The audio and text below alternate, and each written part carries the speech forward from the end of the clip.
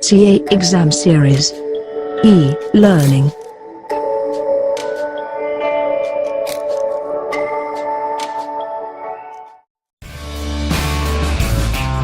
This is Sarah. I am gonna teach you GST classes. Welcome to GST Animation Lectures, innovative and student-friendly. CA Exam Series. Your success begins here.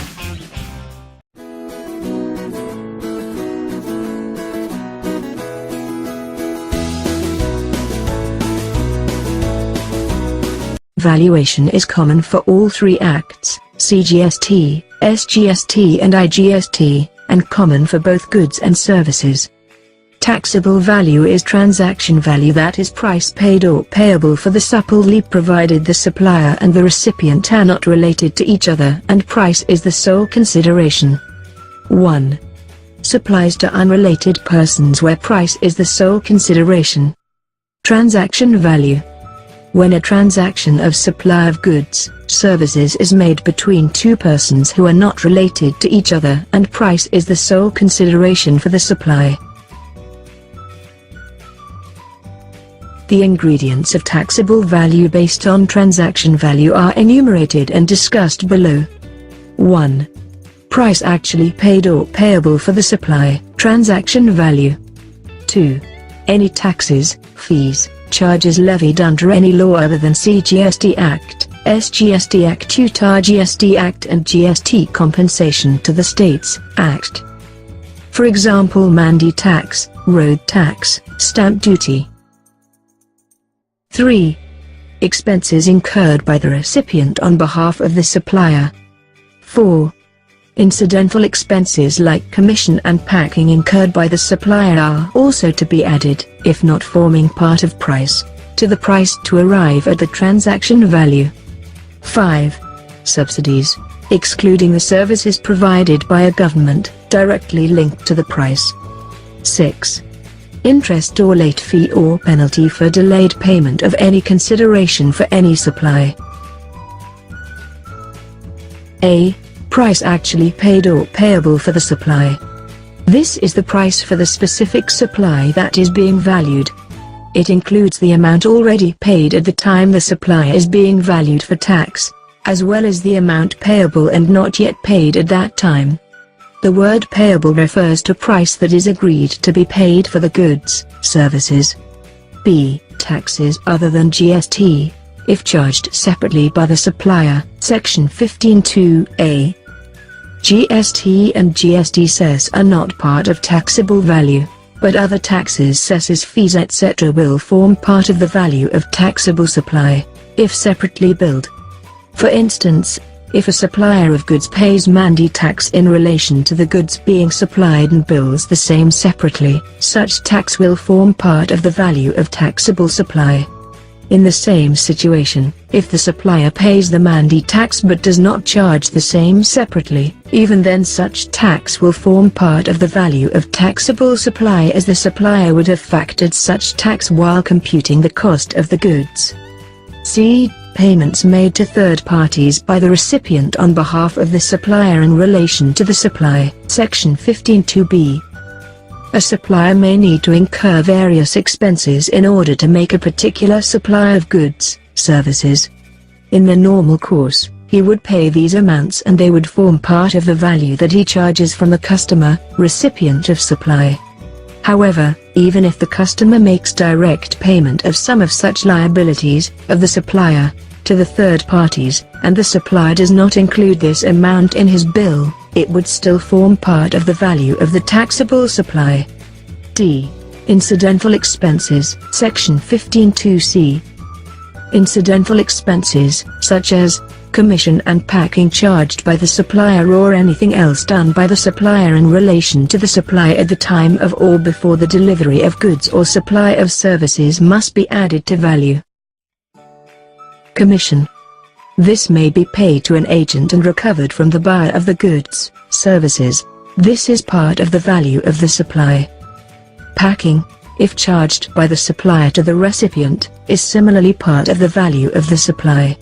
Inspection or certification charges are another element that may be added to the value, if billed to the recipient of supply. Installation and testing charges at the recipient's site will also be added, being an amount charged for something done by the supplier in respect of the supply at the time of making the supply.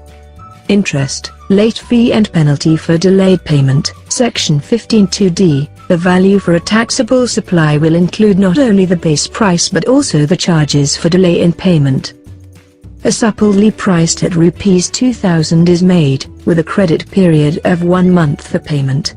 Thereafter, interest of 12% is charged. The payment is received after the lapse of 2 months from the date of supply. The amount of 12% per annum.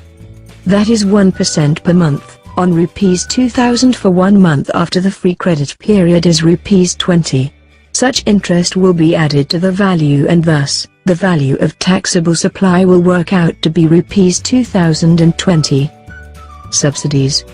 Subsidy is a sum of money given to keep the price of a service or commodity low. If the subsidy is given by the state or central government, the lower price, after adjusting the subsidy, is the taxable value. If the subsidy is given by a person or entity other than the state or central government, it does not lower the taxable value. The subsidy is added to the value of supply of the supplier who receives the subsidy. The selling price of a notebook is Rs 40.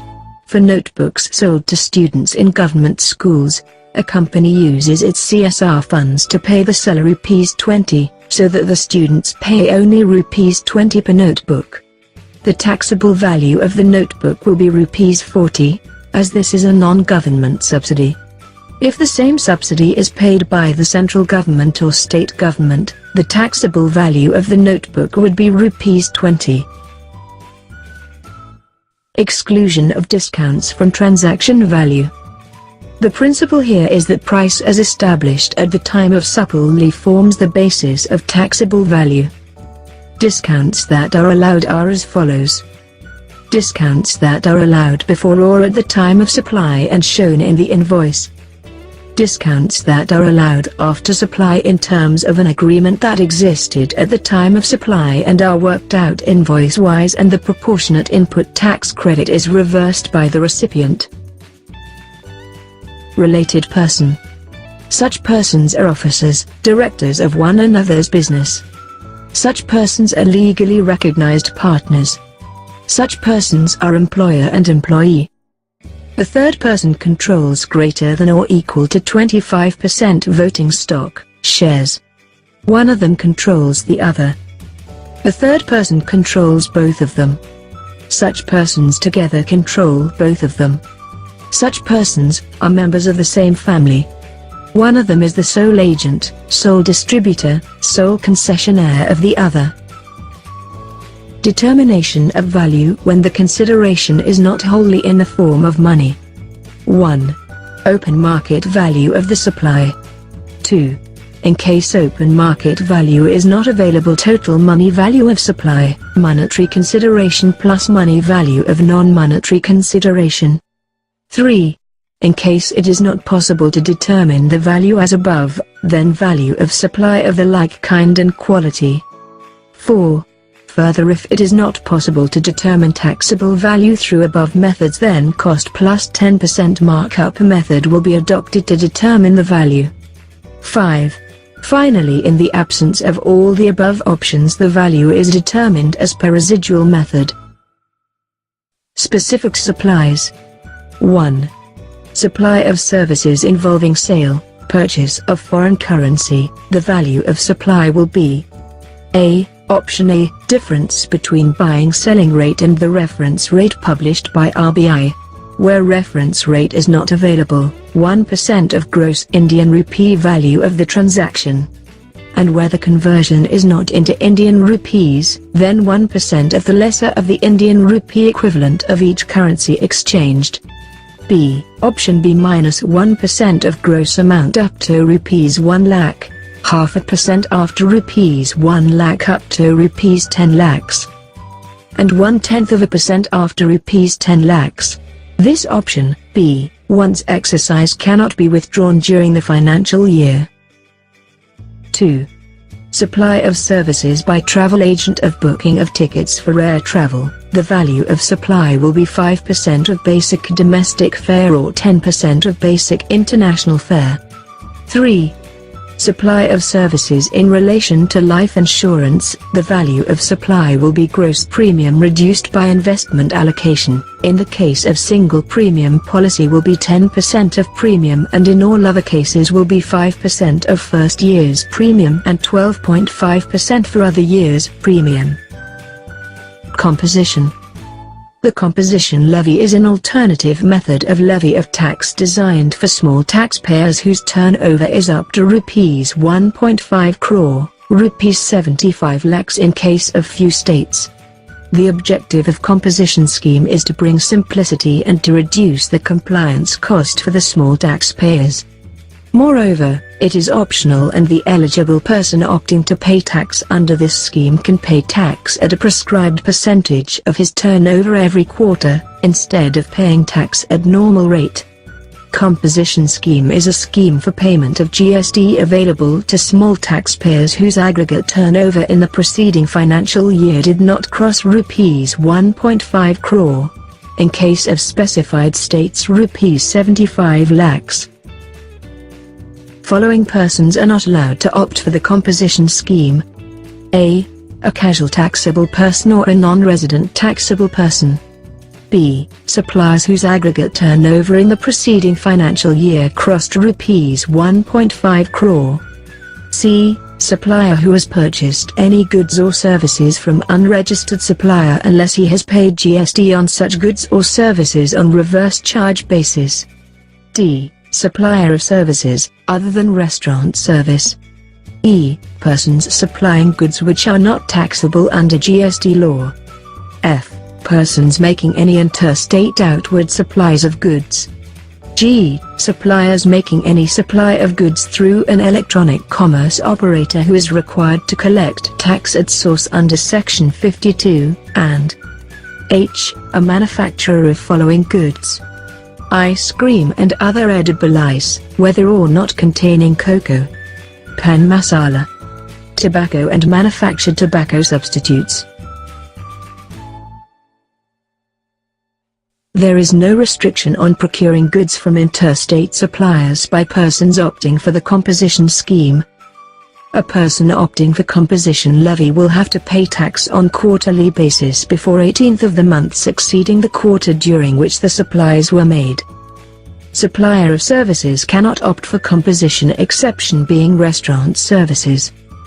Aggregate turnover will be computed on the basis of turnover on an all-India basis and will include value of all taxable supplies, exempt supplies and exports made by all persons with same PAN, but would exclude inward supplies under reverse charge as well as central, state, union territory and integrated taxes and cess.